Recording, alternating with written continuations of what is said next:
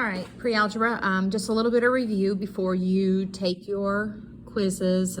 It's going to be over section 3.1 through 3.3. All right, so I'm on page 177 in your book, and I'm just gonna go through some of these problems with you, and then you can go ahead and get online and take those.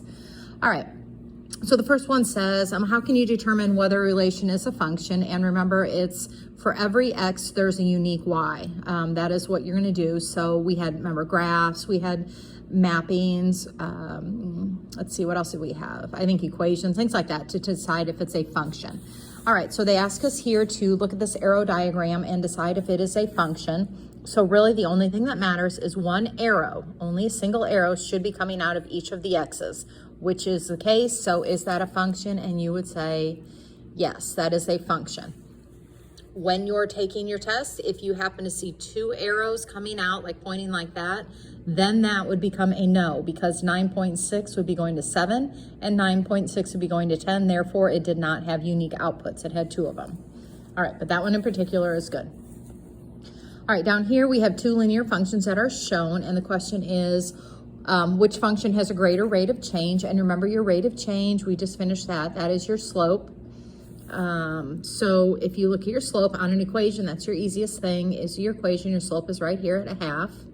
On the graph, you have to draw in your slope triangle and try to see what we have. So I'm going to pick this point right here, and it looks like it crosses right here.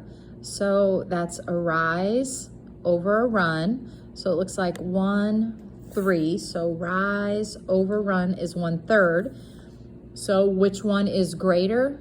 A half or a third, and a half is greater. So function B has the greater rate of change. All right, down here, it asks, is the relationship shown in the table a function?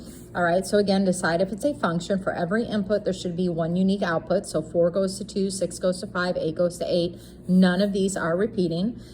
So is it a function? Yes. And then it says on here to prove it by graphing it. So I'm going to come over here and I'm going to graph 4, 2. We're going to graph 6, 5. And we are going to graph 8, 8. All right. And then what I'm going to do is look here. Yep, it passed the vertical line test. So that proves it is a function. All right, down here, very simply, it asks you, is the function shown linear or non-linear? Remember, linear is a straight line, somewhat like this. If I were to connect these, it would be a straight line. So this definitely has a curvature in it, which makes this non-linear. All right, and the reason also that things are non-linear is because it does not have a simple rate of change, or the same rate of change going through.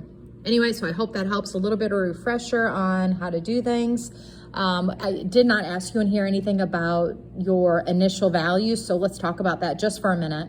I don't know if any of the questions involve that. Your initial value when it's in an equation, your initial value is your B, so your initial value here is -1, and your initial value on the graph is your y-intercept here, so that would be a 1. So if you had to compare initial values, that's what you would be looking for. All right, good luck, and I will talk to you later.